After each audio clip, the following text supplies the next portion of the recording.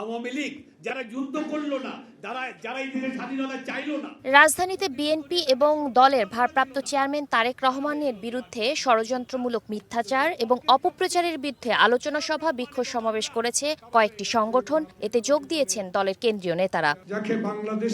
বুধবার দুপুরে জাতীয় প্রেস ক্লাবে মুক্তিযোদ্ধা দলের আলোচনা সভায় দলের চেয়ারপারসনের উপদেষ্টা জয়নুল আবদিন ফারুক বলেন, অন্তর্বর্তী সরকার যদি জামাতের কথাই শোনে তবে শেখ হাসিনার চেয়েও খারাপ অবস্থা হবে। আওয়ামী লীগকে আবার এদেশে প্রতিষ্ঠিত করবেন, সে সাহস দয়া করে আর করেন না।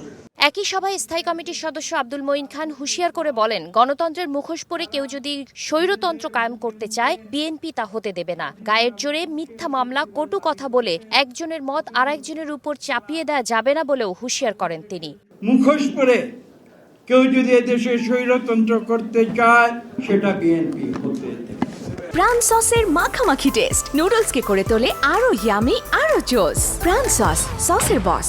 এদিকে জাতীয় প্রেস ক্লাবের সামনে বিক্ষোভ মিছিল এবং সমাবেশ করে ডক্টরস অ্যাসোসিয়েশন অব বাংলাদেশ ড্যাব। এতে যোগ দিয়ে বিএনপির ভাইস চেয়ারম্যান শামসুজ্জামান দুদু বলেন, যারা একসময় স্বাধীনতার বিরোধিতা করেছে, গণতন্ত্রের বিপক্ষে কাজ করেছে, তারাই এখন নির্বাচন ঠেকানোর চেষ্টা করছে। নির্বাচিত সরকার ছাড়া আইন শৃঙ্খলা পরিস্থিতি ঠিক করা খুব কঠিন বলেও মন্তব্য করেন তিনি। নতুন নতুন ঘটনা, নতুন নতুন পরিস্থিতি তৈরি করে পক্ষান্তরে তারা নির্বাচনকে ঠেকাতে চায়।